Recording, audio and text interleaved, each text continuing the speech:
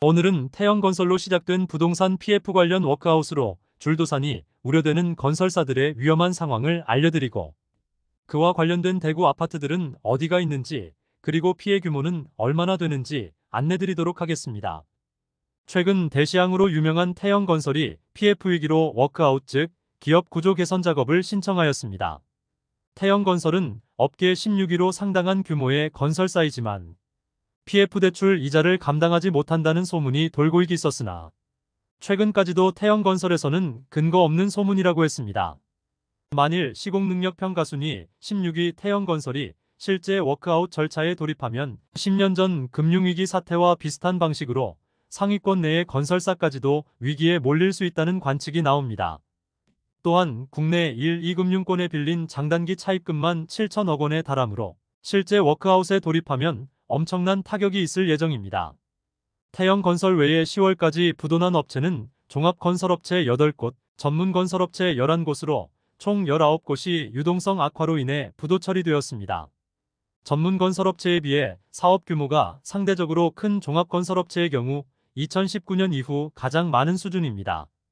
현재까지 부도난 곳 중 어느 정도 규모가 있는 건설사를 살펴보면, 회생 절차를 밟은 곳 중 업계 순위가 가장 높았던 곳은 업계 75위의 이한브랜드로 유명한 대우산업개발입니다.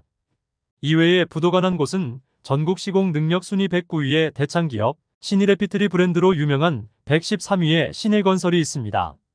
그리고 285위 경남의 남명건설을 포함해 467위의 국원건설과 이외에 순위권 밖에 동흥개발, 3호건설, 굿모닝토건, HNINC 등이 있었습니다. 규모가 있는 종합건설사는 공동주택 즉 아파트를 선분양한 곳들이 있습니다. 결국 이런 건설사에서 공사 중인 단지들의 분양자들은 입주 예정일은 지연되고 입주조차 불가능해질 가능성도 생기게 되었습니다. 그래서 오늘은 현재까지 집계된 대구의 분양 보증 사고가 난 곳과 현재 위기에 처한 곳들까지 모두 안내해드리도록 하겠습니다. 본격적으로 알아보기에 앞서 좋아요 한 번씩만 눌러주시면 영상을 제작하는데 큰 힘이 되겠습니다. 보증사고가 난 단지들은 공사가 중단된 곳이므로 현재 입주 지정일도 미뤄지면서 분양자들은 언제 지어질지 모를 아파트만 쳐다보며 시간을 보내고 있는 상황입니다. 현재 100억 원 이상의 보증사고가 난 전국 사업장을 간단히 안내드리면, 23년 1월 대구 달서구 장기동 인터불고 라비다 주상복합아파트 사업장에서 3년 만에 처음으로 발생했습니다. 이후 남양주 덕소유거구역 재개발 신일에피트리 정비사업, 파주 금촌역 신일에피트리 지역주택조합, 울산 온양발리 신일에피트리 더 루츠 등에서 잇따라 사고가 터졌습니다. 또한 여수 율촌 디아이댐, 논산 1구 스위트 클래스, 평택 헌덕 지역주택조합, 부천 삼엽 연립 3차 가로주택사업, 천안 부창구역 주택재개발, 울산 울주군 신일 해피트리 등에서도 보증사고가 발생했습니다. 그나마 규모가 있는 사업장이니 이렇게 언급이라도 되지, 그렇지 않은 소규모 사업장의 경우 파악도 되지 않고 개인의 재산이 일순간에 날아가는 최악의 상황에 직면해 있는 곳도 있을 것입니다. 소규모 사업장 중에는 오피스텔 분양 등 각종 사업을 무리하게 펼친 사업장들은 큰 위기에 처해 있습니다. 대구 사업장 중 문제가 터졌던 장기동 인터불고라비다와 감삼동 이안엑소디움을 먼저 살펴보고, 아직은 터지지 않았지만 20% 수준의 분양률로 PF 폭탄에 부도 위기에 몰려있는 신세계 건설의 사업장도 살펴보겠습니다. 대구에서 손해를 보고 있는 신세계 건설의 사업장은 총 4곳으로 약 400억 원의 손실을 보고 있었습니다.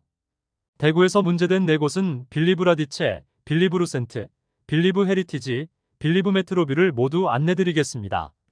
빌리브에서 시공 중인 4곳 중 빌리브 헤리티지는 현재 공매로 나오면서 다른 사업장도 불안감에 분양자들이 떨고 있습니다. 자칫하면 보증사고가 발생하여 수년간 돈만 내고 입주는 못하는 최악의 상황에 놓일 수 있겠습니다. 그러면 대구 유동성 문제가 나타나고 있는 공사 현장을 알려드리겠습니다.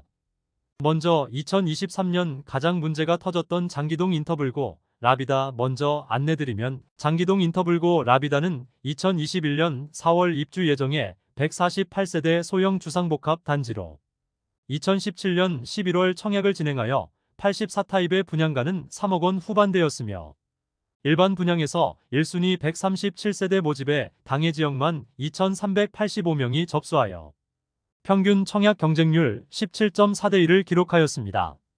당시 기준으로 낮은 편에 속하는 분양가였으나 죽전 내거리와 다소 떨어진 입지와 소형 주상복합 단지라는 점에서 아주 많은 청약자가 몰리지는 않았으나 무난하게 완판되었던 단지입니다.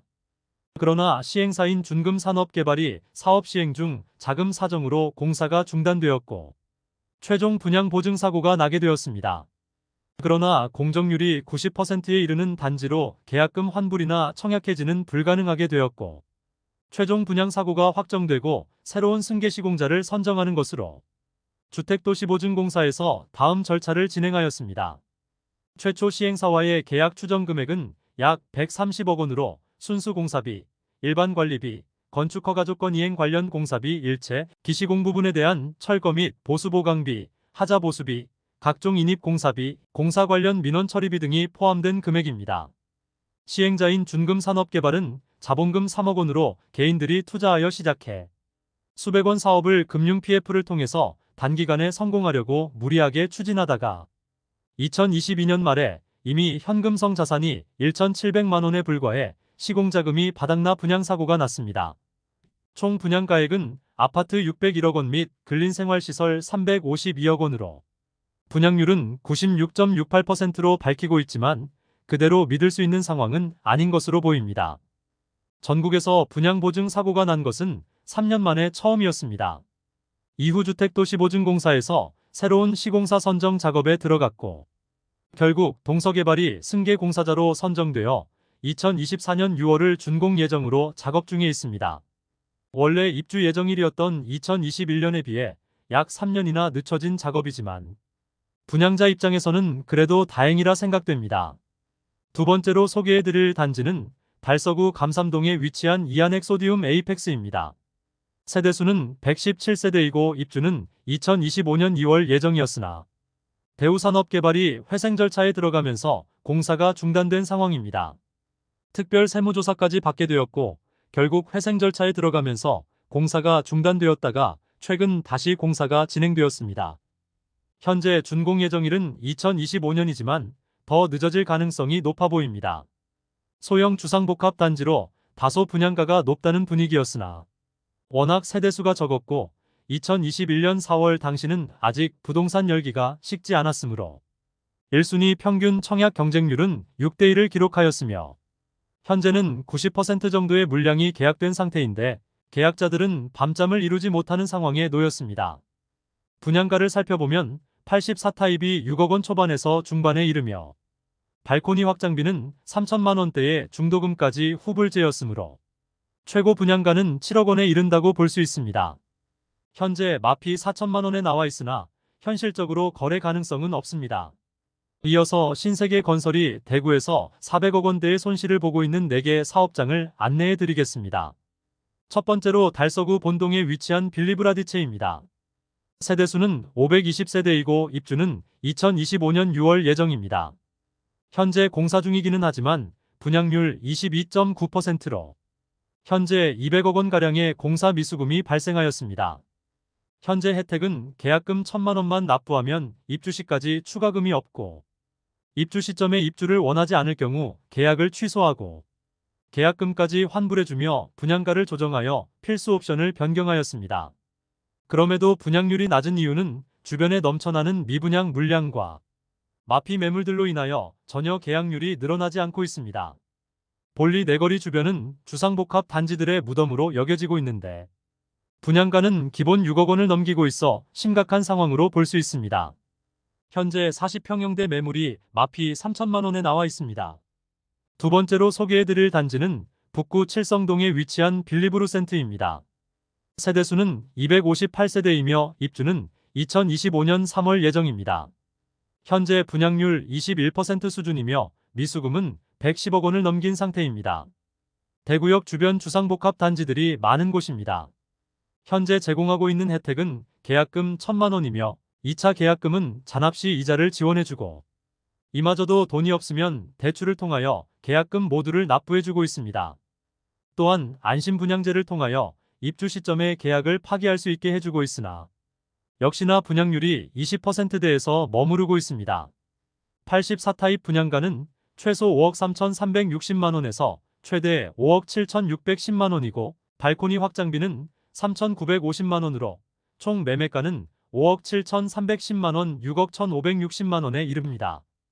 여기에 중도금 후불제로 약 2천만원 이상의 추가 부담이 있습니다. 현재 마피 1,500만원짜리 매물이 나와 있습니다. 세 번째로 소개해드릴 단지는 수성구 수성동 사가에 위치한 빌리브 헤리티지입니다.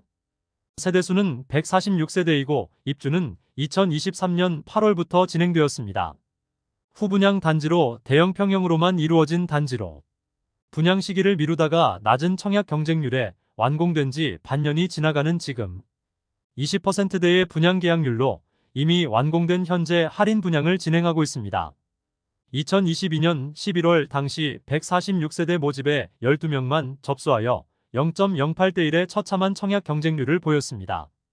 세대별로 약 11%의 할인율과 계약 축하금으로 1,500만 원을 지급하여 총 2억 원가량의 할인 혜택을 제공하고 있지만 계약률을 높아지지 않고 빈집이 대부분인 상황입니다. 그러나 가장 저렴한 매물도 13억 원에 이르는 상황이므로 현재 상황에서는 계약률이 높아질 가능성이 거의 없는 단지입니다. 신세계 건설이 PF 대출 만기 연장을 하지 못한 상태로 결국 146세대 중 121가구가 공매로 쏟아져 나오게 되었습니다. 25세대를 제외하고는 대규모 미분양 사태를 맞았고 기분양자들은 불안감에 떨고 있을 것으로 보입니다. 그리고 공매로 입주하는 세대에 비해 원 분양자들은 수억 원이 비싼 가격에 매수하였으므로 입주 시점에 세대 간 갈등이 발생할 가능성도 있어 험난한 미래가 예상되는 곳입니다.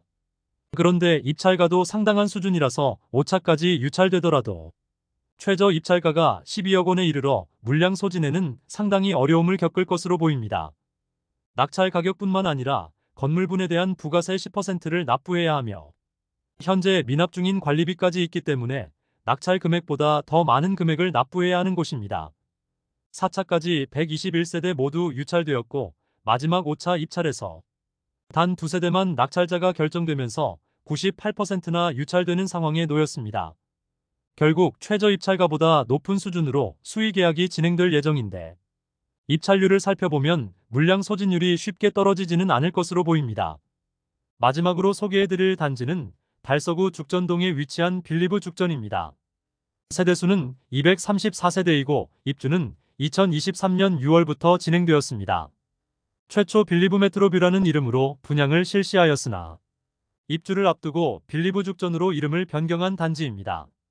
100% 분양을 완료하였으나 아직 공사비 50억 원을 받지 못한 상태입니다.